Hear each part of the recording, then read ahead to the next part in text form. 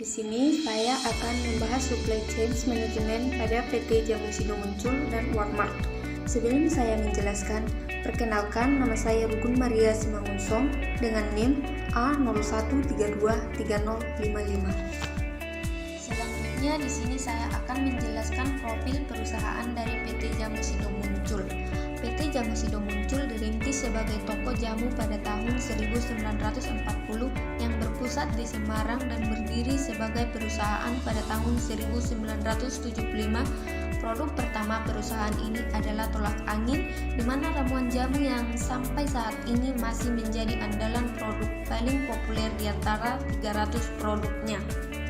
Selanjutnya, supply chain management merupakan jaringan organisasi proses bisnis yang mengubah bahan mentah menjadi bahan jadi.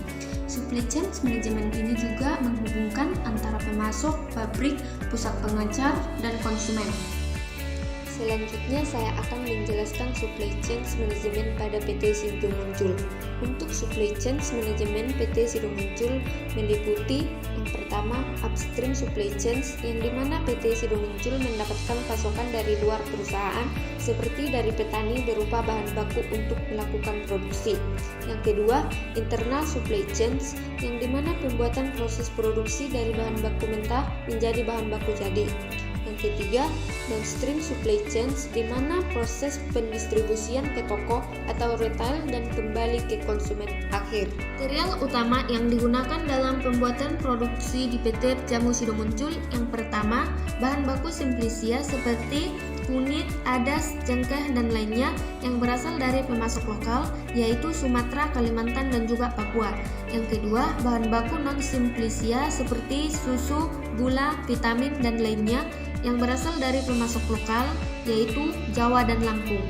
Yang ketiga, kemasan seperti plastik, dus, aluminium foil. Yang keempat, bahan umum seperti alat tulis, alat laboratorium, kursi, meja, dan lain-lain.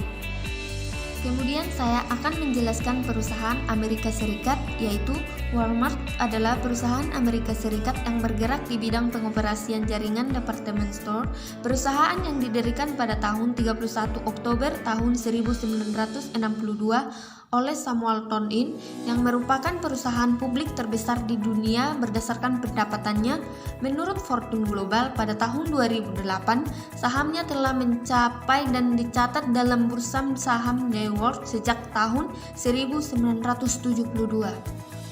Selanjutnya saya akan menjelaskan supply chain management pada perusahaan Amerika Serikat. Dalam supply chain management ini terdapat beberapa aktivitas seperti perencanaan.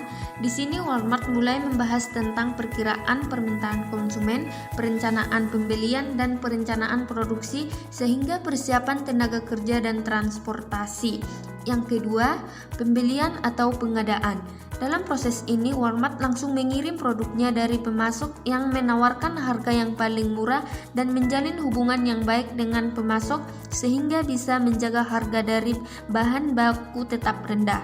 Yang ketiga, produksi, yaitu pengolahan bahan baku yang melibatkan mesin dan tenaga manusia.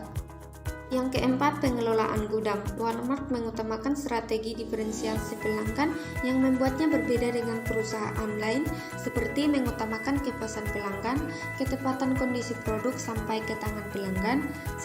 Selain itu juga, Walmart menerapkan strategi cross-docking, yaitu pendistribusian barang dari supplier ke gudang.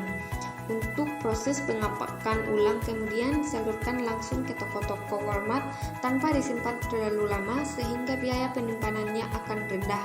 Yang kelima, pengiriman pesanan yang dilakukan Walmart, yaitu jalur laut atau lintas koking.